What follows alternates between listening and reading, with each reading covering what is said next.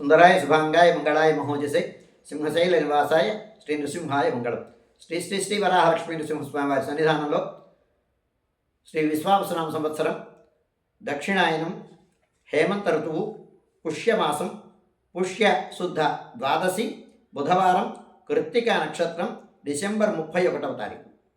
యథావిధిగా ధనుర్మాస ప్రయుక్తంగా 3 గంటలకు సుప్రభాతం. సుప్రభాతం అయిన తర్వాత విశేషారాధనం.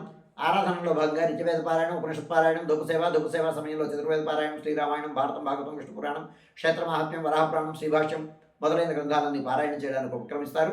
అనంతరం బాలభోగ నివేదనం. బాలభోగ నివేదనంతో సమాంతరంగా ధనుర్మాస ప్రయుక్తంగా విశేష సేవాకాలం, తిరుప్పావి సేవాకాలం. దీనితో సమాంతరంగా నిత్యహోమం, బలిహరణం అయిన తర్వాత మంగళాశాస్త్రం, చాతుర్వర్గోష్ఠి, తీర్థం వినియోగం అయిన తర్వాత తాయారు సన్నిధిలోను, లక్ష్మీనారాయణ స్వామి వారి సన్నిధిలోను మంగళాశాస్త్రం పూర్తయిన తర్వాత ఆండాళ్ అమ్మవారి సేవ పూర్తయి ఆండాళ్ సన్నిధికి వేయించేసిన తర్వాత ఆండాళ్ సన్నిధిలో విశేషారాధనం, నివేదనం, సేవాకాలం, చాతుర్వర్గోష్ఠి, తీర్థ వినియోగం అయిన తర్వాత ఆనాటి పాసుర వ్యాఖ్యాన విన్నపం అయిన తర్వాత ఆండాళమ్మవారి ప్రధానాలయంలోకి వేయించేసిన తర్వాత వైలారిగింపు అయిన తర్వాత ఆళ్వారి సన్నిధిలో విశేష ఆరాధనం, నివేదనం, సేవాకాలం, చాతుర్వర్గోష్ఠి, తీర్థ వినియోగం అయిన తర్వాత రాజభోగ నివేదనం అయి చుట్టు సన్నిధిలో నివేదనం పూర్తయిన తర్వాత మంగళ నీరాజనం. ఈ కార్యక్రమం అంతా సుమారు 6:30 గంటలకు పూర్తవుతుంది. 6:30 గంటల నుంచి సర్వదర్శనం ఆరంభమవుతుంది.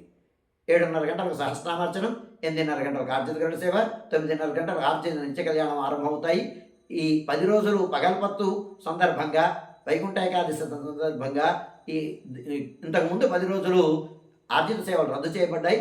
ఈనాటి నుంచి ఆర్జిత సేవలు పునరుద్ధరింపబడుతున్నాయి. భక్తులు గమనించవలసిందిగా మనవి చేస్తున్నాను. ఉదయం 7:30 గంటలకు సహస్రనామార్చనం, 8:30 గంటలకు ఆర్జిత గరుడ సేవ, 9:30 గంటలకు ఆర్జిత నిత్య కళ్యాణం ఆరంభమవుతాయి. ఆయా సేవల్లో భాగస్వాములు కాగోరు వారు ఆయా సేవలకు తగిన రుసుము చెల్లించి సంప్రదాయ వస్త్రధారణతో పరిమిత సంఖ్యలో భాగస్వాములు కావచ్చు. మధ్యాహ్నం 2:30 గంటల వరకు సర్వదర్శనం కొనసాగుతుంది.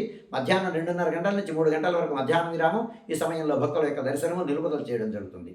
మధ్యాహ్నం 3 గంటల నుంచి రాత్రి 7 గంటల వరకు సర్వదర్శనం కొనసాగుతుంది. సాయంకాలం 5 గంటల ప్రాంతంలో రాపత్తు ప్రయుక్తమైనటువంటి తిరువిధి మహోత్సవం.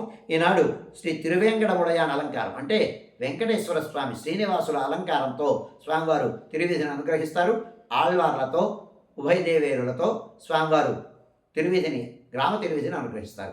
గ్రామ తిరువిధిలో స్వామివారు ధ్వజస్తంభం దగ్గరికి వేయించేసిన తర్వాత ఆ అధ్యాపక స్వాములకి శ్రీశటాల సమర్పణం, వారు సేవాకాలం ఆరంభిస్తారు. తిరువిధిలో ఏర్పాటు సేవాకాలంతో ముందు సేవాకాలం, అలాగే వెనుక వేదపారాయణం, వాద్య విశేషాలతో గ్రామ తిరువిధిని పూర్తి చేసుకొని ఆస్థాన మండపంలోకి వేయించేసిన తర్వాత ఆస్థాన మండపంలో కుంభారతి, ఆళ్వార్లకు శ్రీశటాల సమర్పణం అయిన తర్వాత ఏకాంత సేవా పురస్సరంగా బేడా ప్రదక్షిణపూర్వకంగా స్వామివారు ఆస్థాన మండపంలోకి వేయించేస్తారు. స్వామివారిని, ఆళ్వారిని ఆస్థాన మండపంలోకి వేయించేసిన తర్వాత సుమారు 7 గంటల వరకు సర్వదర్శనం కొనసాగుతుంది. రాపత్తు ప్రయుక్తంగా సాయంకాలం జరిగేటువంటి సహస్రనామార్చనం రద్దు చేయబడుతుంది 10 రోజులు. భక్తులు గమనించవలసిందిగా మనం చేస్తున్నాను. రాత్రి 7 గంటల వరకు మాత్రమే భక్తుల దర్శనములు. 7 తర్వాత దర్శనములు లభించవు.